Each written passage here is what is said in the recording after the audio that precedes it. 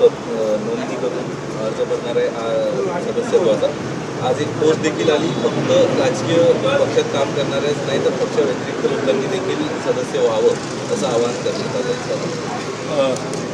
पक्षाला 20 वर्ष पूर्ण होतात आणि म्हणून एक नोंदणीचा सप्ताह घ्यावा या उद्देशाने साहेबांनी नेतेमंडळाची बैठक घेतली होती आणि त्या नेतेमंडळाच्या बैठकीमध्ये 9 तारीखपासून आपण नोंदणी सप्ताह सुरू करावा 19 तारीखपर्यंत.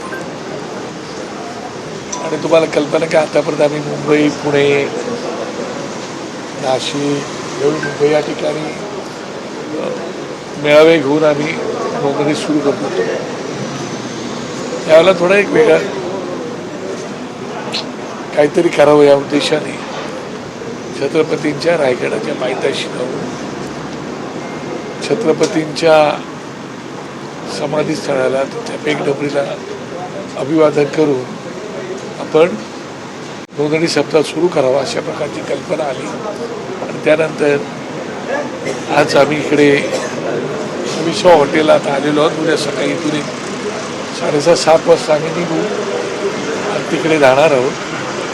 तिकडून नंतर आम्ही वरपर्यंत जाऊ, ज्याने याच्यात येतील आणि त्याच्यानंतर ते दर्शन वगैरे वरती घेऊन झालं की आम्ही खाली येऊ. खाली एक पॅन्टॉल टाकलेलं आहे खाली, त्या ठिकाणी आम्ही नोंदणी सप्ताह सुरू करणार आहोत.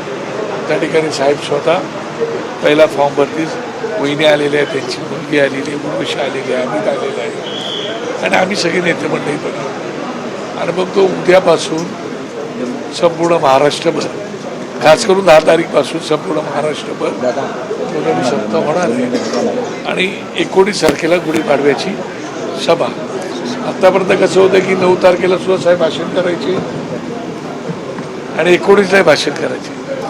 त्यापेक्षा मग 9 तारखेला हा जरा वेगळा असा छत्रपतींचा आशीर्वाद घेऊन सुरुवात करावी आणि गुढीपाडव्याला त्यांना जे काही बोलायचं ते 19 तारखेला महाराष्ट्रासमोर त्यांना जे काही संबोधन करायचं ते लोकांशी संवाद साधणार अशा मनाची कल्पना आहे. आणि म्हणूनच ज्यांना पक्षामध्ये काम करायचं आहे, केवळ राजकारणीच नाही तरी लोकांना आवड खूप आहे, त्यांना यायची इच्छा आहे. म्हणून त्यांनाही आवाहन करण्यात आलेलं आहे की आपणही त्या सप्ताहामध्ये सहभागी व्हा आणि म्हणून त्याची सुरुवात उद्यापासून होणार आहे.